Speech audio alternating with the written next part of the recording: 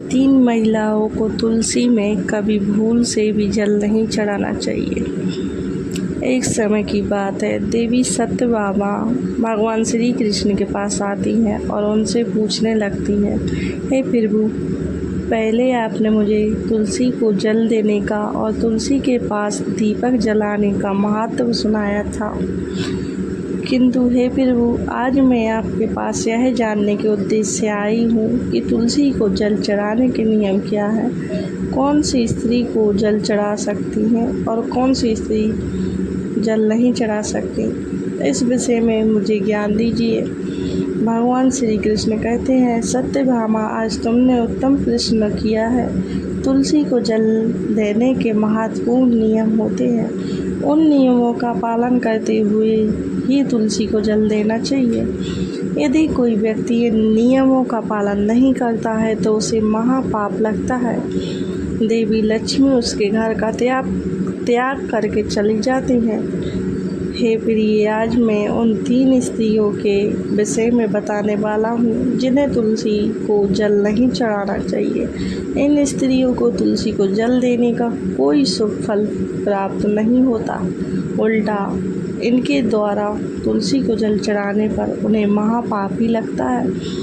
तुलसी को जल चढ़ाने के नियम बताने से पूर्व है देवी, मैं आपको सुनंदा का प्राचीन इतिहास सुनाता हूँ, जिसे आप ध्यान से सुनिए। जो भी स्त्री इस प्राचीन कथा का श्रवण करती है उसे तुलसी को 100 वर्षों तक जल देने का पुण्य प्राप्त होता है। इस कथा को जो भी ध्यान से सुनता है और इसका प्रचार करता है उसके दुखों का नाश होता है और उसकी दारिद्रता दूर होती है। देवी सत्यभामा कहती हैं, हे स्वामी, आपके मुख से इस कथा का श्रवण करना बड़े सौभाग्य की बात है। कृपया आप मुझे यह कथा कहिए, मैं इसे ध्यान से पूरा अवश्य सुनूंगी। फिर भगवान श्री कृष्ण देवी सत्यभामा को वह कथा सुनाने लगते हैं।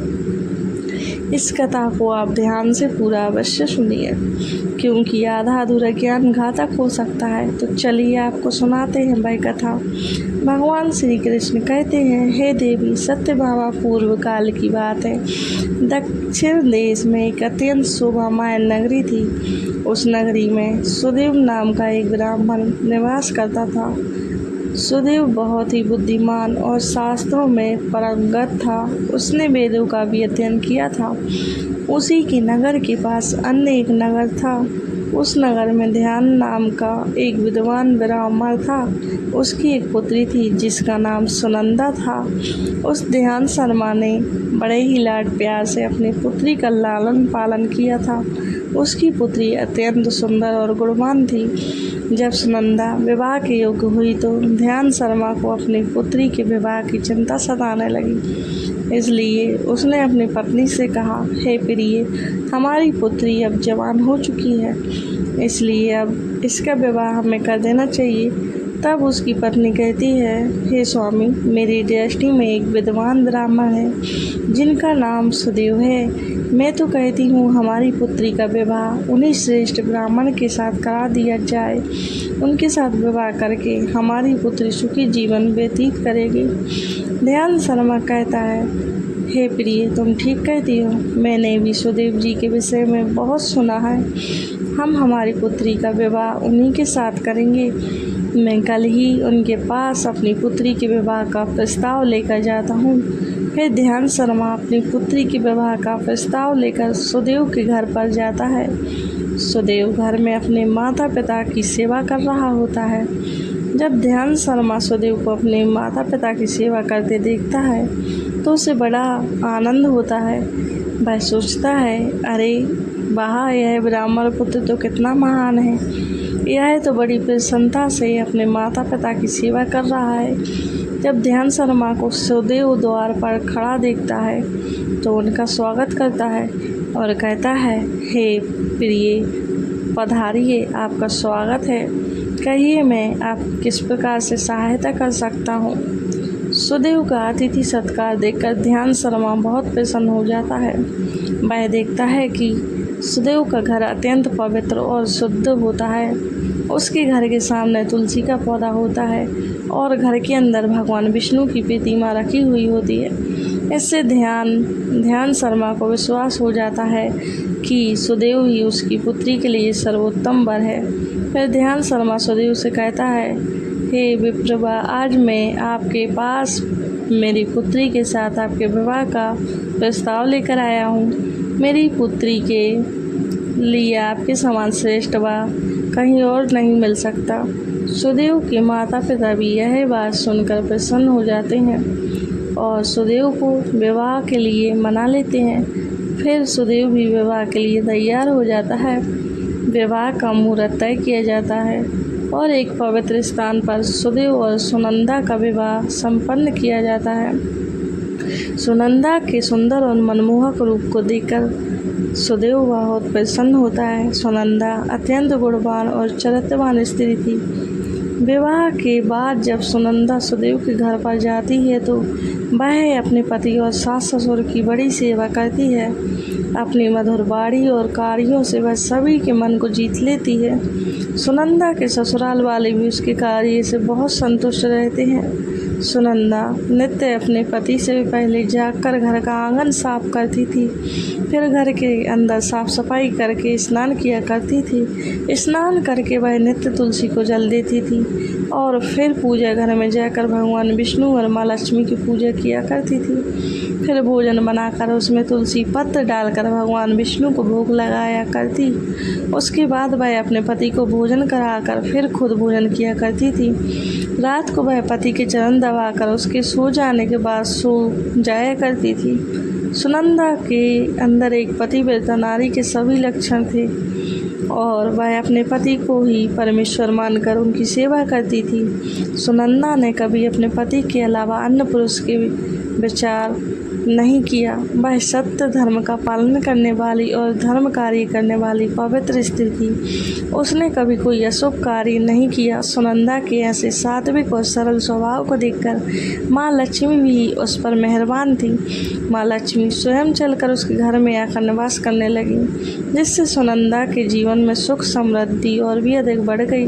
भगवान श्री कृष्ण कहते हैं, श्री देवी सत्यभामा देवी लक्ष्मी उन्हीं स्त्रियों पर अपनी कृपा दृष्टि बनाए रखती हैं जो पतिव्रता होती हैं और जो सत्य धर्म का पालन करती हैं। सुनंदा के अंदर सभी लक्षण थे जो एक श्रेष्ठ पतिव्रता नारी के अंदर होने चाहिए।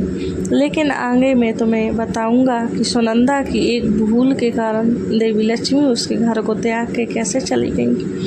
एक दिन सुगंधा का पति अत्यंत कामक होकर सुबह स्नान करने के पश्चात सुनंदा के पास आया और उसने सुनंदा के साथ शारीरिक संबंध स्थापित किए, जिससे सुनंदा का शरीर अपवित्र हो गया। लेकिन सुनंदा का मन भी काम के प्रभाव में ही था, इसलिए वह अपने नित्य नियम को भूल गई। उसने पति के साथ संबंध बनाने के बाद बिना स्नान किए ही तुलसी को स्पर्श किया और उसे जल दे दिया, जिससे सुनंदा के शरीर में महामोह ने प्रवेश कर लिया। सुनंदा के सारे इंद्रिय तिलमिला उठे। सुनंदा के शरीर में महामोह ने प्रवेश करते ही देवी लक्ष्मी ने सुनंदा के घर को त्याग दिया और लक्ष्मी उस स्थान से चली गई। तब से सुनंदा के शरीर में निवास कर रहे उस महामोह ने उसे सभी धार्मिक कार्यों से वंचित कर दिया। इसका विपरीत प्रभाव सुनंदा के पति पर भी पड़ा और वह भी सदा कामत होकर सुनंदा के साथ व्यवहार करने लगा। उसका मन सदैव ही काम वासना में लगा रहता था। फिर एक दिन सुनंदा के पति ने तो सभी सीमाओं का उल्लंघन किया और सुनंदा के मासिक धर्म के दौरान ही उसके साथ संबंध स्थापित किया, जिससे सुनंदा के शरीर में निवास कर रहा ब्रह्मा हत्या का पाप उसके पति के शरीर में प्रवेश कर गया। हे देवी सत्यभामा, जब स्त्री मासिक धर्म से होती है तो उसके शरीर में तीन दिनों तक ब्रह्मा हत्या का पाप निवास करता है, क्योंकि ब्रह्मदेव ने इंद्र के शरीर से ब्रह्म हत्या का पाप निकालकर वृक्ष, जल, अग्नि और अप्सराओं को ग्रहण करने के लिए कहा था। उसी समय से स्त्रियों के शरीर में मासिक धर्म के दौरान ब्रह्म हत्या का पाप निवास करता है और जो भी पुरुष मासिक धर्म के दौरान स्त्री को स्पर्श करता है अथवा उसके साथ संबंध बनाता है तो यह पाप उसके शरीर में प्रवेश कर जाता है। वही ब्रह्मा हत्या का पाप सुनंदा के पति के शरीर के अंदर प्रवेश कर गया और वह जमीन पर गिर पड़ा। उसे तुरंत ही कोढ़ का रोग हो गया। उसका अंग अंग जलने लगा, उसके शरीर पर छाले पड़ गए और वह दर्द से चीखने चिल्लाने लगा। हाय, यह मुझसे क्या अपराध हो गया, मेरे द्वारा भयंकर पाप हो गया। मैंने सब कुछ जानती हुए भी महापाप किया। अब मेरी रक्षा कौन करेगा। सुनंदा की सास तुरंत उस स्थान पर आ गई तो उसने देखा कि उसका पुत्र कोढ़ के रोग से ग्रस्त होकर जमीन पर पड़ा है। क्रोध में आकर सुनंदा से कहने लगी, अरे कुलटा, अरे पापनी, तूने यह क्या कर डाला। अपने ही पति का धर्म भ्रष्ट कर डाला। अपने पति की ऐसी हालत देखकर सुनंदा बहुत घबरा गई और जोर जोर से रोने लगी। हे सासू माँ, मुझे क्षमा करो, मुझसे बहुत बड़ा अपराध हो गया है। काम के वशीभूत होकर मेरे द्वारा यह अपराध हो गया। सुनंदा की सास ने कहा है, पापनी, तू इस घर से अभी चली जा। तुझ जैसी उल्टा स्त्री को इस घर में नहीं रहना चाहिए। तूने मेरे बेटे के माँ, मैं कहाँ जाऊँ। मेरे पति के अलावा मेरा कोई नहीं है। मैं उन्हें छोड़कर जीवित नहीं रह सकती। सुनंदा की सास कहती है, तू कहीं भी जाकर मर जा, लेकिन अब तू इस घर में निवास नहीं कर सकती। इतना कहकर सुनंदा की सास ने उसे धक्के मारकर घर से निकाल दिया। फिर सुनंदा दुखी होकर घर से निकल गई। उसे अपनी भूल पर बड़ा पछतावा होने लगा। उसे कुछ भी समझ में नहीं आ रहा था कि वह क्या करे। सुनंदा चलते चलते एक वन में जाती है। उसी वन में एक साधु का आश्रम होता है। तब वह उस आश्रम पर सहायता मांगने के लिए जाती है तो वहाँ पर कोई नहीं होता है। सुनंदा उसी आश्रम पर जाकर बैठ जाती है और अपने दोस्त के विषय में सोचते हुए दुखी होने लगती है। फिर कुछ समय बाद एक ऋषि उस आश्रम पर आते हैं जिनका वह आश्रम होता है। जब वे ऋषि एक स्त्री को अपने आश्रम पर दुखी बैठा हुआ देखते हैं तो आश्चर्यचकित हो जाते हैं और पास जाकर उस स्त्री से पूछने लगते हैं, कल्याणी, तुम कौन हो और किस कारण से इस स्थान पर अकेली बैठी हो। तुम्हारे दुख का क्या कारण है। तब वह स्त्री कहती है, हे मुनिवर, मेरा नाम सुनंदा है। मेरे द्वारा घोर पाप हो गया था, उसी कारण से मैं अपने परिवार से बिछड़कर इस स्थान पर आई हूँ। वह ऋषि कहते हैं, हे देवी, यह क्या कह रही हो। तुमने कौन सा पाप किया है, मुझे विस्तार से बताओ। मैं तुम्हारी कोई सहायता कर सकूं तो प्रयत्न अवश्य करूंगा। सुनंदा कहती है, हे मुनिवर, मेरे द्वारा घोर पाप हो गया है। मासिक धर्म के दौरान मैंने पति के साथ संबंध बनाया। इसी कारण से मेरे पति कोढ़ रोग से ग्रस्त हो गए और दुख भोग रहे हैं। फिर ऋषि कहते हैं, बेटी, तुम चिंता मत करो। तुम्हारे द्वारा जो पाप हुआ है उसका प्रायश्चित करो, तुम्हें पाप से मुक्ति मिल जाएगी। तुम इस आश्रम में बैठकर भगवान विष्णु की पूजा करो, तुलसी को नित्य जल दो और गौ माता की सेवा करो। तुम्हारा पति जल्दी ही ठीक हो जाएगा। फिर वह सुनंदा वहीं पर उस आश्रम में रहकर भगवान विष्णु की नित्य पूजा करने लगती है। रोज स्नान करके वह ब्रह्मचारी का पालन करते हुए तुलसी को जल चढ़ाती है और तुलसी के पत्र डालकर भगवान विष्णु को भोग लगाती है। फिर गायों को चारा डालती है, उनकी सेवा करती है। दिन भर वही भगवान विष्णु की मूर्ति के आगे बैठकर भगवान विष्णु की भक्ति करने लगती है। इस प्रकार से 1 वर्ष बीत जाता है। भगवान विष्णु सुनंदा की दृढ़ निष्ठा और भक्ति से अत्यंत प्रसन्न हो जाते हैं और सुनंदा को साक्षात दर्शन देते हैं। भगवान विष्णु को साक्षात अपने सामने खड़ा देखकर सुनंदा उन्हें बारंबार प्रणाम करने लगती है। तब भगवान विष्णु सुनंदा से कहते हैं, हे पुत्री, तुमने बड़ी ही श्रद्धा से और भक्ति भाव से मेरी आराधना की है, इसलिए अब मैं तुम पर प्रसन्न हूँ। कहो, तुम्हारी क्या कामना है। तब सुनंदा कहती है, हे प्रभु, कृपया मुझे बताइए, मेरे किस दोष के कारण मेरे अंदर काम का वास हो गया, जिस कारण से मेरे द्वारा घोर पाप हुआ और मेरे पति को कोढ़ का रोग हो गया। भगवान विष्णु कहते हैं, हे पुत्री, अब तुम ध्यान से सुनो। तुम्हारे द्वारा अनजाने में ही एक पाप हुआ था, जिस कारण से तुम्हारे अंदर महामोह ने प्रवेश कर लिया था। एक दिन तुमने अपने पति के साथ संबंध बनाने के बाद बिना स्नान किए ही तुलसी को जल दिया था। पति पत्नी जब रति क्रिया करते हैं तो उनका शरीर अपवित्र हो जाता है और ऐसी अवस्था में तुलसी को कभी स्पर्श नहीं करना चाहिए। तुलसी लक्ष्मी का ही रूप है। तुमने अपवित्र अवस्था में ही तुलसी को जल अर्पण किया था, जिस कारण से देवी लक्ष्मी तुम्हारे घर का त्याग करके चली गई और फिर महामोह ने तुम्हारे अंदर प्रवेश कर लिया। उसी महामोह के कारण तुम्हारे पति के अंदर काम का प्रभाव अधिक बढ़ गया और मासिक धर्म के दौरान स्त्री के साथ संबंध होने के कारण तुम्हारे पति को कोढ़ का रोग हो गया। वह सुनंदा कहती है, हे प्रभु, अनजाने में मुझसे यह बड़ा पाप हो गया था। अब इस पाप का क्या प्रायश्चित है? भगवान विष्णु कहते हैं, सुनंदा, इस पाप का प्रायश्चित तुमने 1 वर्ष तक ब्रह्मचारी व्रत का पालन करके कर लिया है, इसलिए अब तुम पाप से मुक्त हो। सुनंदा कहती है, हे प्रभु, कृपया मुझे बताइए किस अवस्था में तुलसी को जल नहीं देना चाहिए और तुलसी को जल देने के क्या नियम है? भगवान विष्णु कहते हैं, सुनंदा, अब मैं तुम्हें तुलसी को जल देने के नियम बताता हूँ, तुम इसे ध्यान से सुनो। हे पुत्री, तुलसी एक अत्यंत पवित्र पौधा है।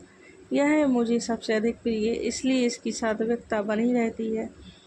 इस पौधे को कभी अपवित्र अवस्था में स्पर्श नहीं करना चाहिए। जो स्त्री मासिक धर्म से हो, उस स्त्री को इस पौधे को कभी स्पर्श नहीं करना चाहिए। मासिक धर्म के दौरान स्त्री के शरीर में ब्रह्म हत्या का पाप होता है। ऐसे में स्त्री को तुलसी को जल नहीं देना चाहिए। किसी भी स्त्री और पुरुष को संबंध बनाने के बाद तुलसी के पौधे को स्पर्श नहीं करना चाहिए और ना ही इसे जल देना चाहिए। संबंध बनाने पर स्त्री और पुरुष का शरीर अपवित्र हो जाता है। ऐसी अवस्था में तुलसी के पौधे को स्पर्श करने पर दोष लगता है। देवी लक्ष्मी ऐसे स्थान से चली जाती है। पुत्री, जो स्त्री अपने पति का त्याग करके चली गई हो, जो विवाह के पश्चात अपने पति को छोड़कर पुरुष के साथ निवास कर रही हो, ऐसी स्त्री को भी तुलसी को जल नहीं चढ़ाना चाहिए। तुलसी की पूजा करने का अधिकार केवल पतिव्रता स्त्रियों को ही है।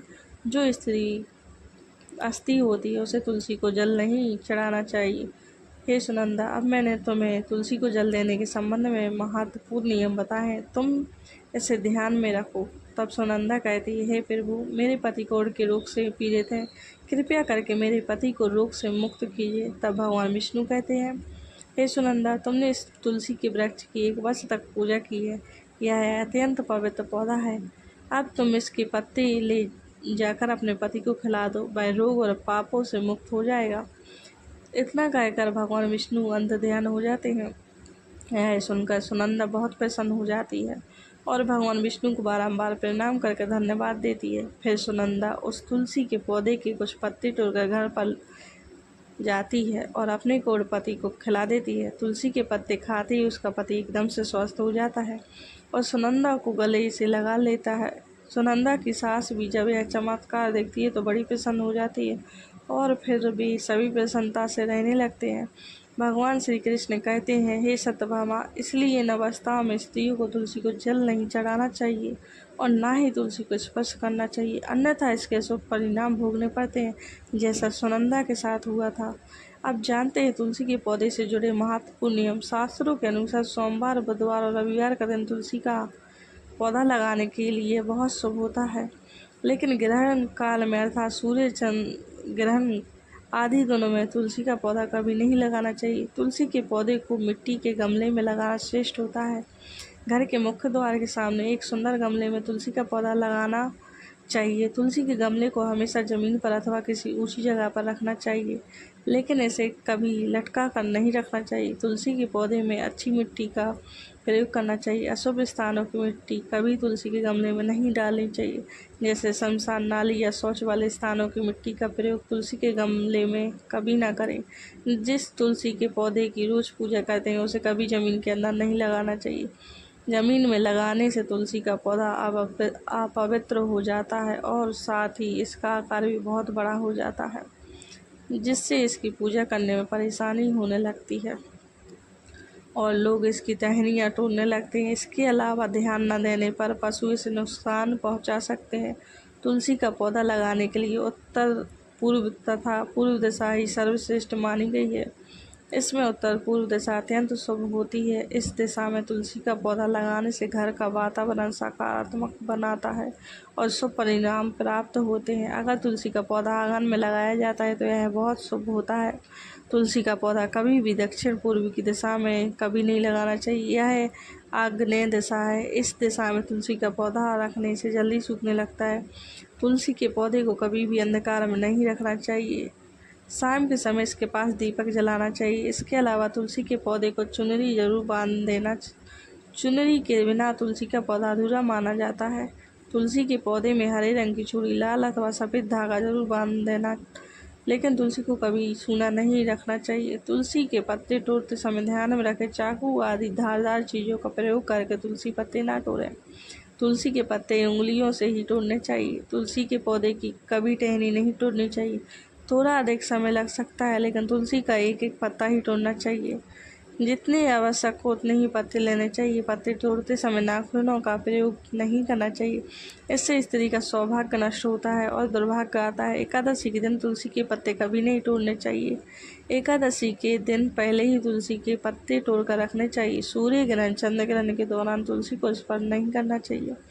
किसी भी दिन शाम के समय तुलसी के पत्ते नहीं तोड़ने चाहिए।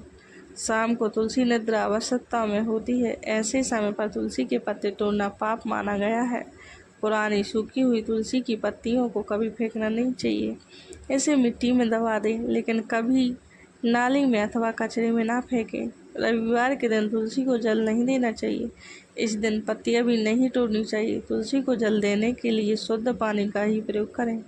तुलसी को कभी गंदा झूठा पानी नहीं चढ़ाना चाहिए। तुलसी के पौधे को भूल से भी गंदगी वाले स्थान पर नहीं लगाना चाहिए। कई बार महिलाएं तुलसी के पौधे को ऐसे स्थान पर लगाती हैं जो स्थान अपवित्र होता है, जैसे नाली के समीप, या जिस स्थान पर बर्तन अथवा कपड़े धोए जाते हैं उस स्थान पर भी तुलसी का पौधा कभी नहीं लगाना चाहिए। इससे क्या होता है, गंदा पानी तुलसी के पौधे में गिरता है। यह बहुत ही अशुभ माना गया है। तुलसी में गंदा पानी गिरने से तुलसी अपवित्र हो जाती है। तुलसी को बिना स्नान किए जल भी नहीं देना चाहिए। जो भी स्त्री तुलसी को जल देती है उसे स्नान करके माथे पर सिंदूर लगाकर ही तुलसी को जल देना चाहिए।